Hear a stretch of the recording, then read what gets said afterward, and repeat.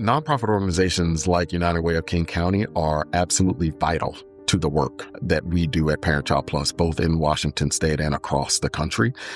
Y'all are enablers of this work. Folks refer sometimes to organizations like United Way as intermediaries, and that's actually not the way I would characterize it. I would say that you all are brokers of excellence.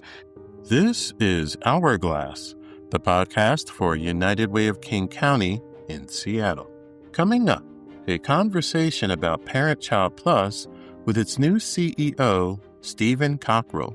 United Way is proud to support the National ParentChild Plus program and its local agencies as part of our commitment to early learning.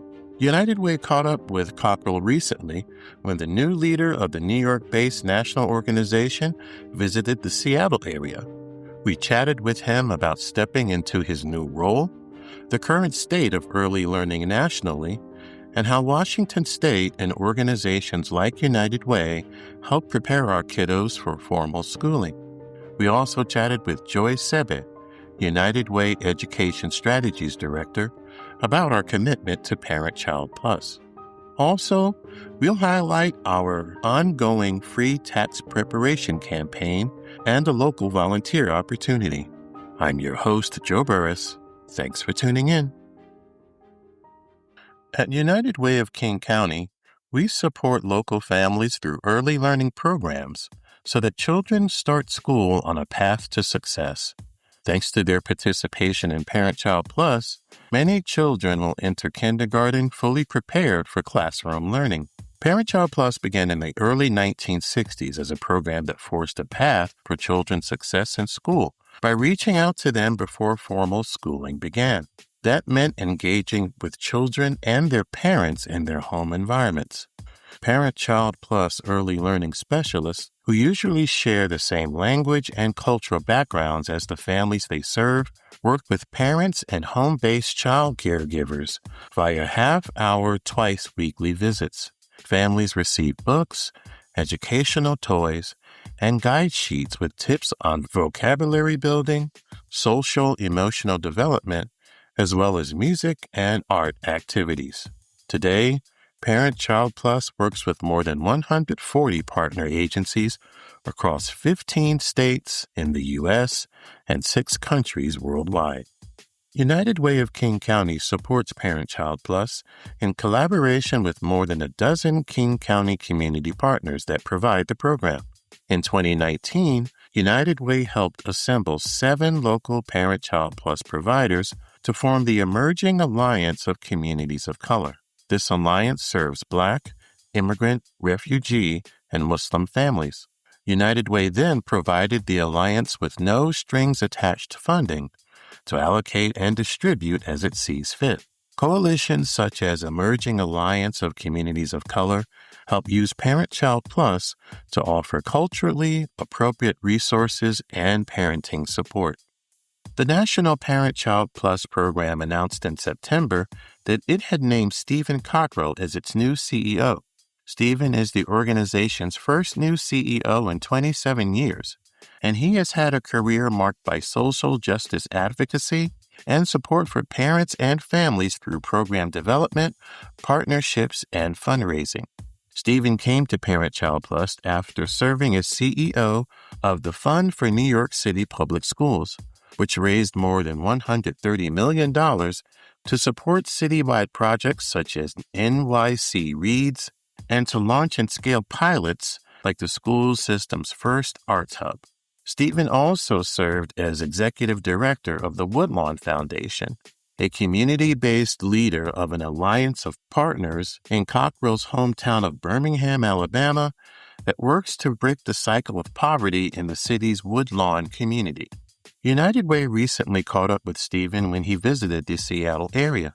We chatted with him about stepping into his new role, the current state of early learning nationally, and how Washington State and organizations like United Way help prepare our kiddos for formal schooling.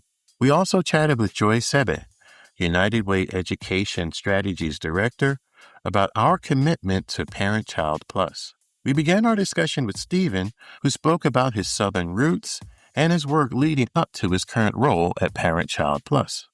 I am born and raised in Birmingham, Alabama. Was really fortunate in many ways to have had the experience growing up that I did, but I am a Black man born on the same day as Martin Luther King Jr.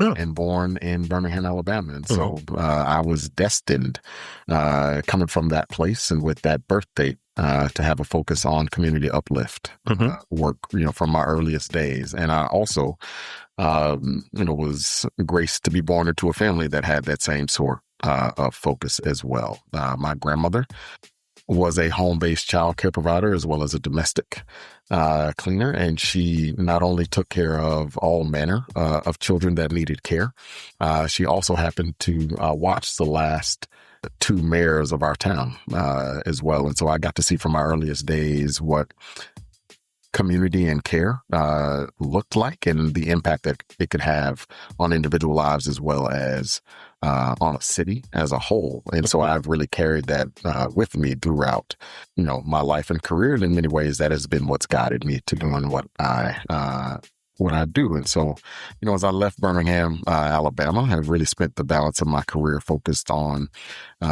increasing the amount of access, exposure, and opportunity for people who grew up in situations like the neighborhoods that I grew up in and for the folks that were farthest from opportunity. Okay. And with that, what was the first time you heard about ParentChild Plus? Yeah, the first time I actually heard about ParentChild Plus, I was back in Birmingham, Alabama as an adult, working for an organization called the Woodlawn Foundation, which is a purpose-built community. It was focused on housing redevelopment, building cradle-to-career pipelines of educational services, and providing wraparound services within particular neighborhoods. And I was responsible for building out the cradle-to-career pipeline of educational services and looking from birth all the way through college, what could we do to ensure that students in Birmingham, Alabama grew up and had similar experiences to the ones that I had growing up. And at the time, we had an idea of what we were going to do for school-age children and the ways we could introduce innovation and excellence there. But there was an open question around what we could do for the babies, for birth until 4. And I, with a set of colleagues, did some research around what some of the most impactful programs were for children in that age group, and that's how I stumbled upon ParentChild Plus. Oh wow! Yeah. What were your impressions of them? That the work they were doing was impactful and magical. The organization had a focus on cultural and linguistic match. So ensuring that the folks that were partnering with children and families actually could connect with them from a cultural standpoint, from a linguistic standpoint, and build the sort of trust that was going to allow for the impactful work that we all know is required for children and families to be ready for school when it starts. And, that was the first thing that jumped out to me. Okay. And the fact that it was, based in research going back to the 60s that demonstrated the impact on children, on families of, taking a clear, consistent, and dedicated approach to introducing children to books, introducing them to educational toys, and to building the sort of trust that fosters the parent, the caregiver, and child relationship. And, that sort of research underpinning paired with the trust that's built between the ParentChild Plus learning specialists, the caregiver, and the child, it really was magic. And that's really what drew me to the organization and what, at the time in 2010 when I was first exposed to it, and what brought me back later. For 2010. Wow. And so now, can you just talk about what ParentChild Plus does in a community like Birmingham? I always tell people that in the South, that if folks don't know your mother's maiden name or what high school you went to, you're considered an outsider. And that is a fact.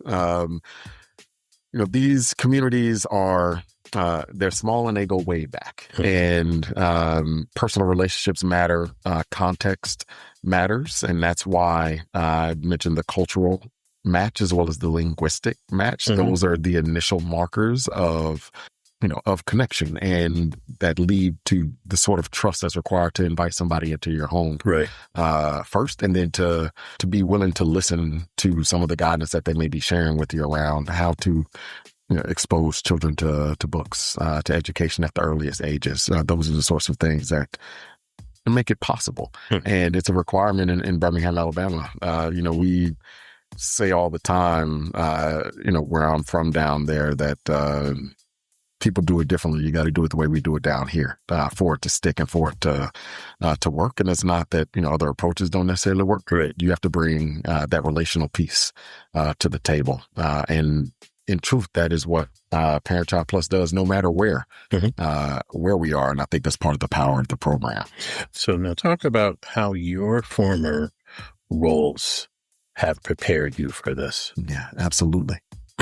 In many ways, I believe that the work that I've done previously from an education content standpoint, as well as from an organizational leadership standpoint, have prepared me to sit in this seat and to do right by the children and the families that we're working with, as well as do right by our staff that are implementing this work on the ground at our sites.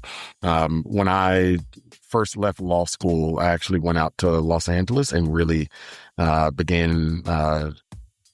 my first introduction into education work as well as community development work. I was working for an organization called the Partnership for Los Angeles Schools. And they recruited me out there to be their lawyer. What they did not tell me was that only a third of what I was going to be doing was legal. Oh, wow. And the other 2/3 was just going to be community development work and education management. Right. And so got my first real deep dive in what it looks like to partner with the community, to listen to community voice, and to build for the community from that place. My next set of roles, I woke up one morning in Los Angeles and wondered why I wasn't doing the work in my hometown. And that's actually what took me back to Birmingham, Alabama, to do very similar work in the neighborhood of schools that I actually grew up in. Oh, yeah. And so that's what introduced me to ParentChild Plus for the first time. And so got an even deeper understanding, not just of how to do this shoulder to shoulder with the community, but also got exposed to the best practices and most promising practices from cradle to career. And again, that's where I first got introduced to ParentChild Plus. And so, those two experiences, I think, were really formative in kind of building my understanding of what excellence looks like in an education and a community development standpoint. And then, the next set of leadership opportunities were the ones that really helped guide me around how to lead out of who I am. And lead from a place of authenticity. And the one that I think is most impactful is my most recent job as CEO of the Fund for New York City Public Schools, where I led the organization that was chiefly responsible for raising private dollars to support New York City Public Schools. And in that role, I was a member of the Chancellor's Cabinet and worked side by side with the Chancellor as well as City Hall in New York City to both identify the top priorities for the system as a whole and then raise the funds to support them and make sure that they were implemented with fidelity for the benefit of children and families, across the city, with 1 million students. And, and there I learned truly how to prioritize in a land of limited resources, how to implement what was going to be most beneficial for students and families, and, how to lead a team with vision and how to tell a story that's going to bring folks along for that journey. Okay. So with that said, right now, as you enter into this role, what do you think is the current state in this country for early learning? And what is it that parents are telling you are their greatest concerns? Yeah. I think in some ways, early learning is on the cusp of a renaissance. There was a lot of interest in early learning decade and a half ago, and that has waned in some ways. But in the current moment right now, I believe that we are seeing a lot of interest in investment, particularly from a set of states and cities in early learning. In New York State, the governor just announced that universal childcare was going to be a focus for her, with an emphasis on early literacy. New York City came alongside and announced the same thing. They were going to do this in partnership. The city of Austin, Texas, announced something similar. They just passed a city millage where they're investing an additional $21 million in supporting early learning. The state of New Mexico just announced something similar around universal childcare as well. And so we're beginning to see cities and states decide that this is a top priority and focusing on it. But even with that, the nation as a whole isn't paying nearly enough attention to early learning, and given the importance of it. And not only are we not paying enough attention to it, we're significantly underinvesting in it all across the board. So now, what have you heard about early learning in Washington State? So I've heard a number of things about early learning in Washington State, and in some ways, what's happening out here can serve as a model for some of the work that's happening elsewhere. There is significant investment that's coming in from the city and from the state and from private partners. There's impactful public-private partnerships that are in existence here in Washington and have been in existence over the course of the last decade and a half, and they are beginning to move the needle for children and families, and that is a really powerful thing. And with that, out here, what I've heard is that with some transitions in leadership, there may be a shift to focusing, on children a little bit later in the time frame around middle school, high school. And what I would, strongly urge folks to do is, to look at the situation holistically. Yes, we need to be investing in elementary and middle and in high school, but we cannot forget to give students and families the strong start that they need so that they can succeed when they get to those places. Okay, and then lastly, how important are the nonprofit organizations like United Way of King County to the work that you're doing? Nonprofit organizations like United Way of King County are absolutely vital to the work that we do at ParentChild Plus, both in Washington State and across the country. Y'all are enablers of this work. Folks refer sometimes to organizations like United Way as intermediaries, and that's actually not the way I would characterize it. I would say that you all are brokers of excellence. You take the research, you and pair that with the investment, and then find the folks that are best equipped to implement on the ground.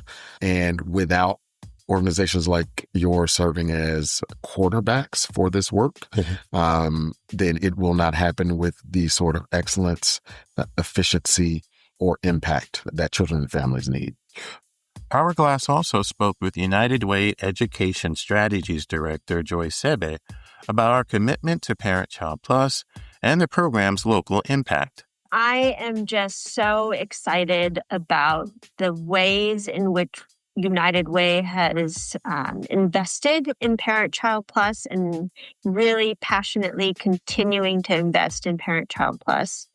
Many people don't know that PC Plus is now funded via a 16-plus year public-private partnership, now with City of Seattle, King County Best Starts for Kids, with United Way as the lead, and working with Start Early Washington as a technical assistance provider. And we're going strong. We've seen the impact. We believe in the impact and are just so passionate that the work needs to continue now more than ever.